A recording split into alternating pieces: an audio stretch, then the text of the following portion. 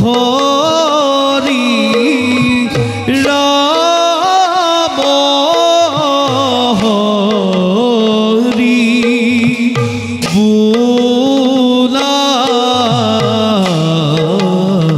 নিৰন্তৰে ওয়াৰে ৰাম হৰি ৰাম হৰি বোলা নিৰন্তৰে।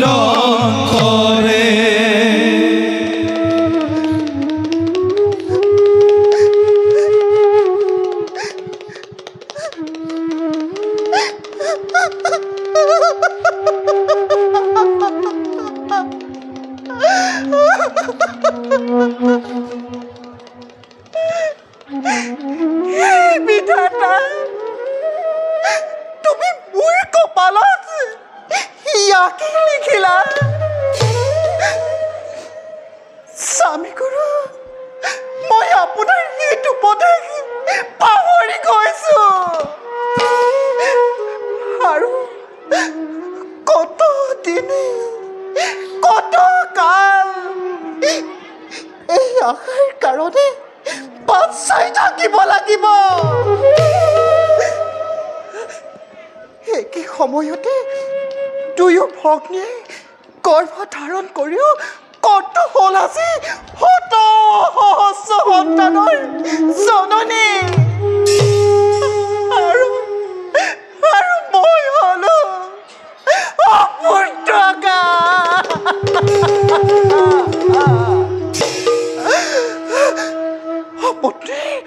অপত্নীৰ অসহ্য সেই বিদ্যুপৰ বাণী অপত্নী পুত্ৰই হাঁহি মাতি আনন্দ কৰি আছে। স্বামী গুৰু আপুনি মোক ধৈৰ্য ধৰি থাকিবলৈ কৈছে, কিন্তু স্বামী মোৰ আজি ধৈৰ্যৰ বাট ছিগি গৈছে। ডিম্ব তই আজি আৰু জন্ম নহ হেৰ মোৰ চিৰ নিৰ্দিত সন্তান। তই আৰু কিমান দিন ডিম্বৰ ভিতৰত নিদ্ৰামগ্ন হৈ থাকিবি। তোক আজি এই মুহূৰ্ততে শূন্য কৰি সকলো আশা দূৰ কৰিম। স্থিৰ কপি চাকিয়া শান্ত হোৱা দেৱী, নকৰিবা ভুল। অলপতে দূৰ হ'ব বেদনা তোমাৰ, অলপতে দূৰ হ'ব বেদনা তোমাৰ, অলপতে দূৰ হ'ব বেদনা তোমাৰ।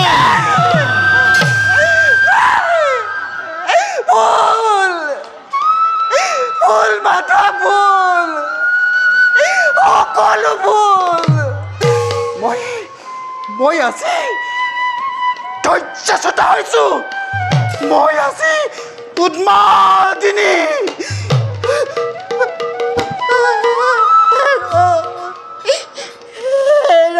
হতভগা তই মোৰ আশাৰ ৰাজ্যৰ পৰা দূৰ হৈ যা। তোক মই আৰু এক মুহূৰ্ত ৰাখিব নোখোজো। যা মোৰ সন্মুখৰ পৰা দূৰ হৈ যা। মোৰ সন্মুখৰ পৰা দূৰ হৈ যা।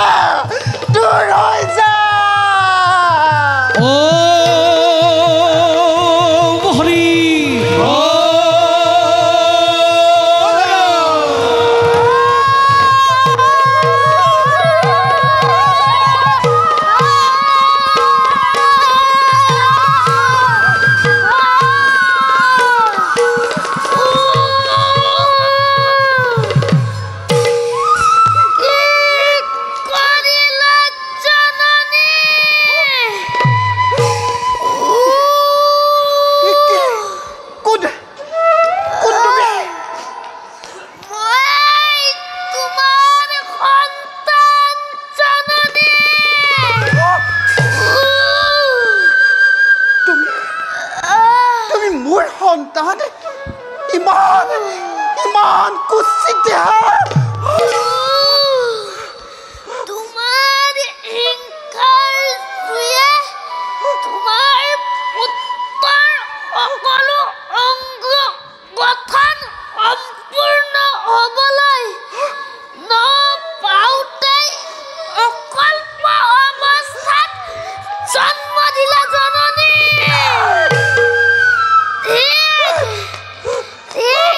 তোমাক পুত্ৰ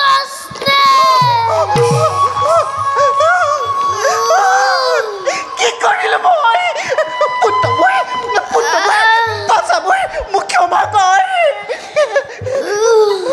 পাৰিলো হেতেন মাতৃ অৰ্বদু কৰিব মুচন অৰুণ নাম লৈ আহিছিলো মই, কিন্তু কি হ'ব মাতৃ?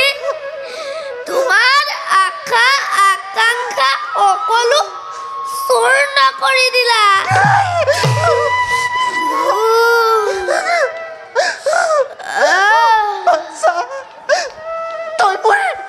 তই মোৰ কাষলৈ আহ।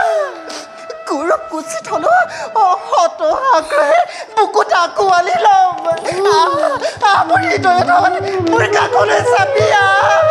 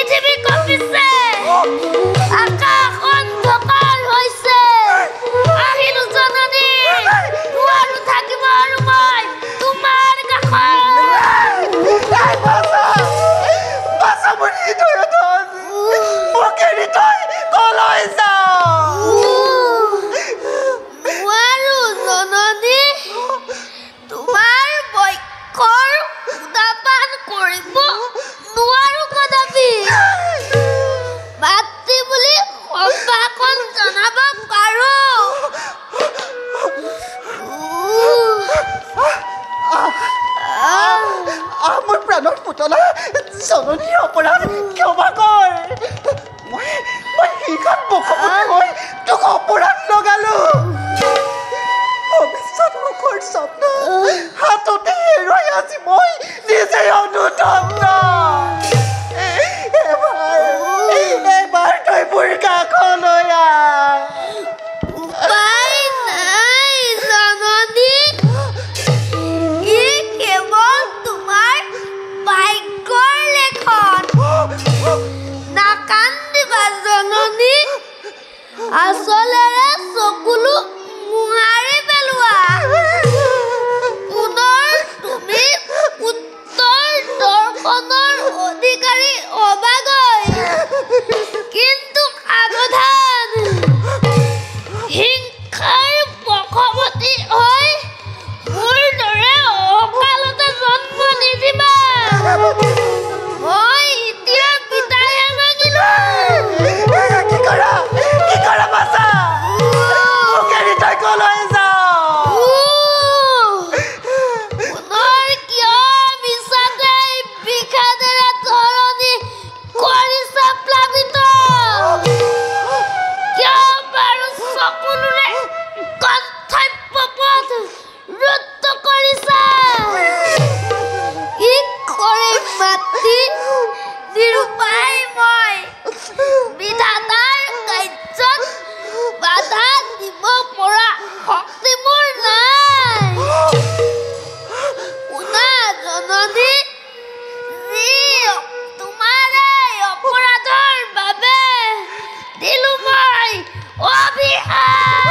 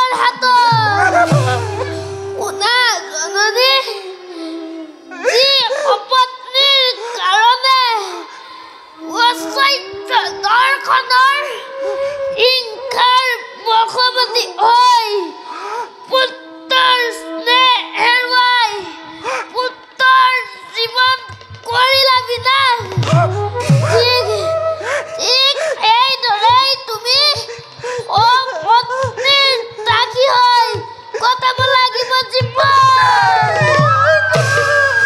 না মাতৃ দিলো মই এই অভিশাপ আৰু মই মাগিৰ বিদায়।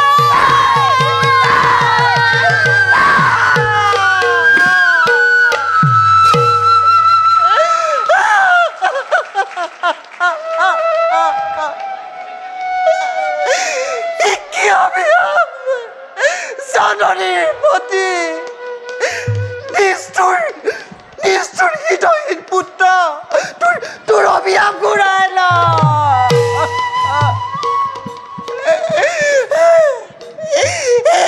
হৰি তুমি মোক এই বিপদত ৰক্ষা কৰা, নহ'লে পুত্ৰৰ বাবে মোৰ হৃদয় জহিব লাগিছে।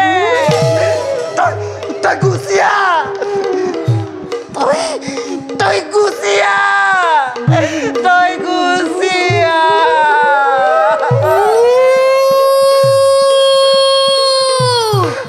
বহুদূৰ আহিলো জননী, সূৰ্যৰ তাপে দহিব লাগিছে। পৃথিৱীৰ পূজাই যাওঁ মই সূৰ্যৰ লোকলৈ, সূৰ্যৰ তাপ নিবাৰণৰ বাবে, সূৰ্যৰ তাপ নিবাৰণৰ বাবে, সূৰ্যৰ তাপ নিবাৰণৰ বাবে।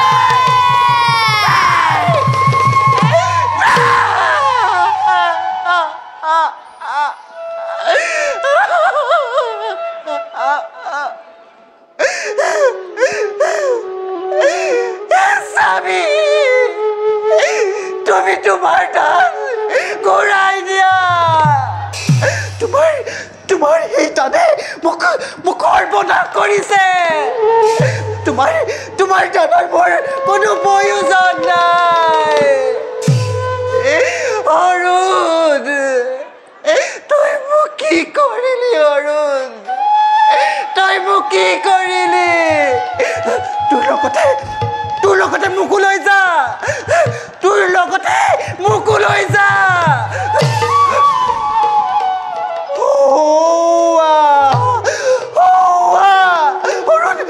অৰুণ বহুত দূৰ পালেগৈ, অৰুণ বহুত দূৰ পালেগৈ। যাওঁ, ইয়াত থকা কোনো প্ৰয়োজন নাই। যাওঁ, ইয়াত থকা কোনো প্ৰয়োজন নাই, প্ৰয়োজন নাই।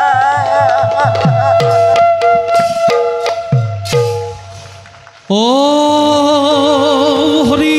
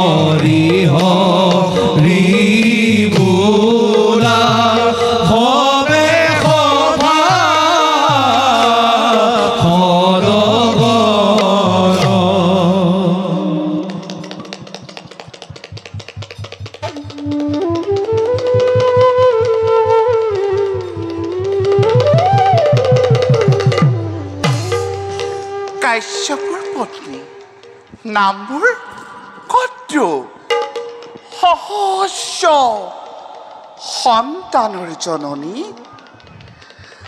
নাগ মাতা মই কিন্তু সপত্নী সিংহত আজি মন মোৰ একেবাৰে অস্থিৰ প্ৰতিহিংসা পূৰণ মোৰ জীৱনৰ ব্ৰত যাওঁ মই কৰ্তব্যত সংগ্ৰহৰ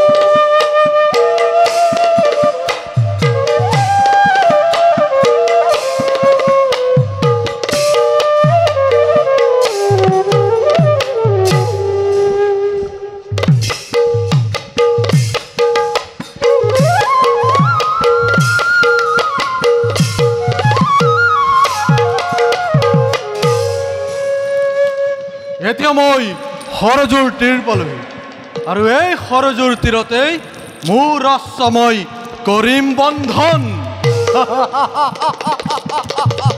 সাৱধান নাগন এইবাৰ তহঁতৰ নাই পৰিত্ৰাণ কেনেকৈ বুজিবি তহঁতে দেৱতাৰ মায়া অশ্বৰ কাৰণে তহঁতে এদিন মাতৃৰ সাপতে দগ্ধ হ'ব লাগিব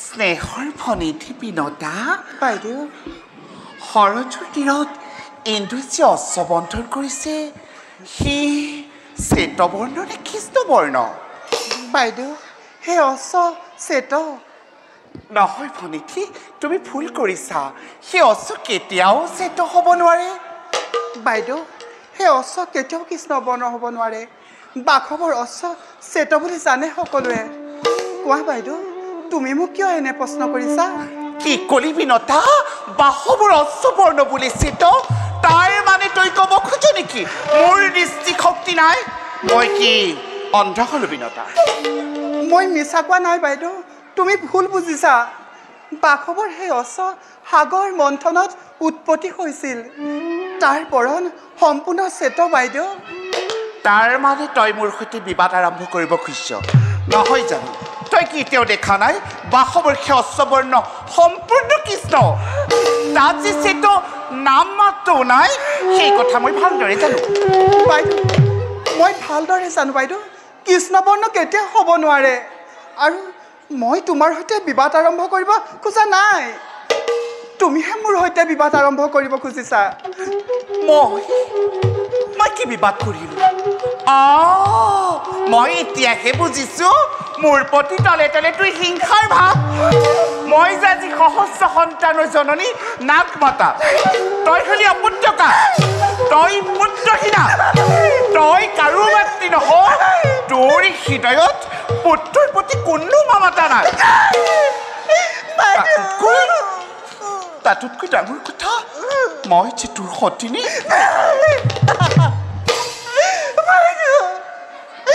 ভগৱানৰ ওচৰত অভিমান কৰি হৃদয়ৰ দাবানল জ্বলাই নিদিব ভগৱানে মোৰ অন্তৰৰ পৰা তেনে হিংসা ভাৱ দূৰ কৰক বাইদেউ বিনতা এইবিলাক সকলো তোৰ মুখৰ মাধুৰী বচন তই যিমানেই যি নকওঁ যিমানেই মহাসতীৰ ভাও নধৰ কিয় এই পৃথিৱীত কোনেও নজনা নহয় নাৰী জাতিৰ প্ৰধান শত্ৰু সপত্নী বাৰু সেইবিলাক বাদ অলপ দূৰ গৈ চাই আহোঁ ব'ল কাৰ কথা সঁচা কাৰ কথা মিছা সাৱধান বিনত পণ হৰে ৰাখিব লাগিব কি ক'লে বাইদেউ পণ ৰাখিব লাগিব পণ ৰাখিব লাগিব সেই পণ কি জানো দাসী বৃত্তিপন যি পৰাজয় হয় জয়জনীৰ দাসী হ'ব লাগিব এতিয়াও কওঁ বাসৱৰ্ষীয় অশ্ববৰ্ণ শ্ৰেষ্ঠনী কৃষ্ণ সত্য কেনেকৈ অসত্য কৰোঁ বাইদেউ বেছি হ'ল এই কেৱল পণি নহয় উভয়ৰে ভাগ্য পৰীক্ষাও এই পণি এতিয়ালৈকে কোনেও কৰা নাই আৰু সম্ভৱ নকৰিও পঢ়িছে মনত মোৰ অৰুণৰ অভিশাপৰ কথা প্ৰকৃতিৰ কি ভীষণ মূৰ্তি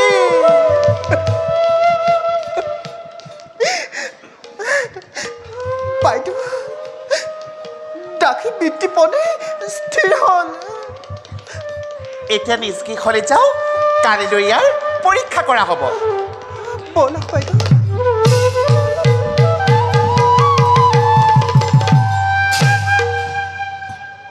হিন্দ অশ্ববৰ্ণ শ্বেত বুলি জানে সকলোৱে তথাপিতো ইয়াৰ কাৰণে আজি ইমান বিবাদ কিয় তুমি কি কৰিলা দেৱী নিজৰ বিপদ নিজেই মাতি আনিলা কোন কোন তুমি বাসৱৰ অশ্ব শ্বেত বুলি জানে সকলোৱে তেনেস্থলত কিয় কৰা উপকাৰ বাণী তুমি কি বুজিবা দেৱী কালৰ কুটিল গতিত সংসাৰ ঘূৰিব লাগিছে সত্য অসত্য সকলোতে যা গ'ল সাগৰৰ অতল গৰ্ভত সত্য অসত্য সকলোতে যা গ'ল সাগৰৰ অতল গৰ্ভত সত্য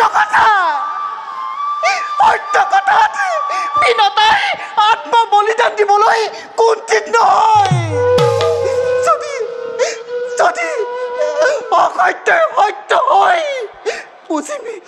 বুজিম তেতিয়া সত্য ওপৰত অত্যাচাৰ কৰে বিধাতাই সত্য ওপৰত অত্যাচাৰ কৰে বিধাতাই